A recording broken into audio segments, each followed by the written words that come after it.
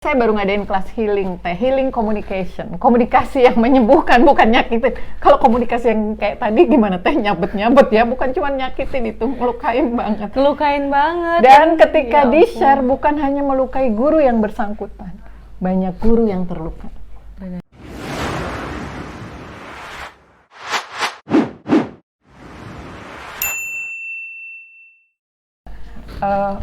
Orang yang berkepribadian Islam pasti dia punya kemampuan untuk satu, melihat permasalahan berdasarkan Islam.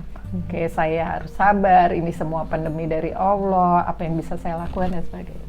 Lalu dia bersikap memenuhinya. Bersikapnya gimana? Oke, biar gurunya nyebelin tetap gue mesti santun karena saya tahu bahwa adab ke guru itu harus lebih utama. Bisa jadi saya nggak bisa mendampingi anak saya lagi nggak ada bola gitu ya, nggak bisa mendampingi anak saya main bola, tapi dengan saya tetap santun kepada guru anak saya, bisa jadi Allah mudahkan anak saya tetap perkembangan motoriknya berkembang lewat jalan yang lain.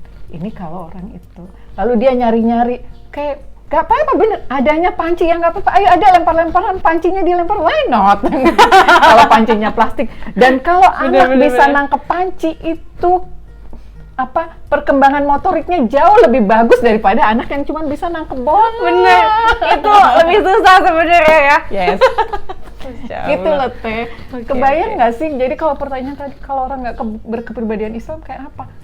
Sepintar apapun dia, sehebat apapun dia, ketika dia menghadapi permasalahan kehidupan, dia tidak berusaha untuk menilai berdasarkan akidah Islam dan mencari solusi-solusinya berdasarkan akidah Islam. Waduh. Itu contohnya. Sedih banget nih ujungnya ya Bu ya, sebenarnya. Aduh, kita nggak pengen lah. Akhirnya berat hidupnya. Benar, berat lah. Berat hidupnya dan bisa menyakiti banyak orang. Benar. Bu, ya. Ini menarik banget nih. Aduh, ini kan dari sisi orang tua. Aku juga nemuin konten yang lain nih, ya. Tapi ini masih tentang komunikasi antara guru dan murid. Bedanya tadi itu wali muridnya bersama gurunya.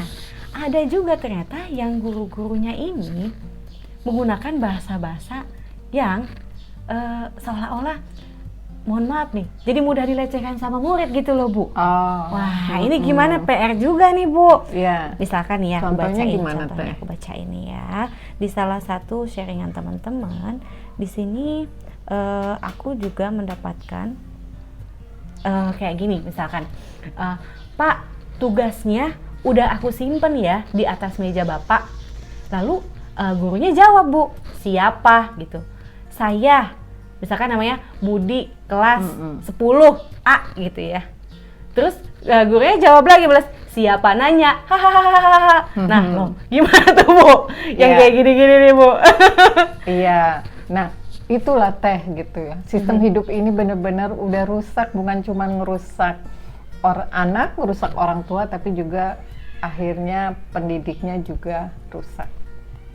Nah, kalau Anda sebagai pendidik kayak saya, ya jangan terus upgrade gitu, karena pekerjaan mendidik itu buat saya satu pilihan profesi yang sangat mulia.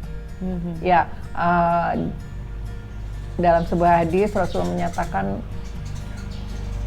seluruh penduduk langit dan bahkan gitu ya, bahkan ikan dan bumi, seluruh penduduk langit dan bumi, bahkan ikan-ikan dan semut-semut itu bertasbih, bersolawat ya, lebih tepatnya bersolawat kepada orang yang mengajarkan ilmu. Jadi mulia nggak? Nah, mulia supaya dapat solawat dari seluruh makhluk di langit dan di bumi, iya, kira-kira kalau guru yang kayak gitu dapat solawat nggak ya? Gitu loh. Maka kalau mau dapat solawat ya naikkanlah level kalau Anda sebagai guru. Jadi memang gitu. Mungkin, tapi gimana sih bukan kadang-kadang ada guru yang mikir kayak gini loh, anak sekarang kan nggak sama kayak anak dulu, bahasanya harus milenial, misalkan gitu ya. Kita guru biar ya nyambung. bahasanya nyambung, ngeflow lah gitu ya sama anak murid, biar asik juga, anak nurut juga sama kita. Itu bener ya sih Bu kalau kayak gitu? oke saja kalau kita memilih bahasa yang bisa nyambung dengan murid-murid. Tetapi tetap harus yang namanya pendidik, pengajar dengan murid itu nggak bisa sama. Dia tetap harus satu level. Beda level gitu ya. Beda level. Kalau dia ingin bukan sekedar muridnya suka sama dia.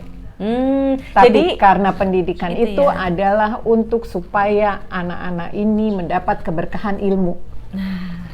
Berarti memang sebagai pengajar pun kita bukan cuma goalnya itu pengen anak-anak itu bisa ngebaur, bisa dinurutin, bisa disenengin doang gitu ya. Tapi kita pengen keberkahan ilmu itu juga turun ke. Iya.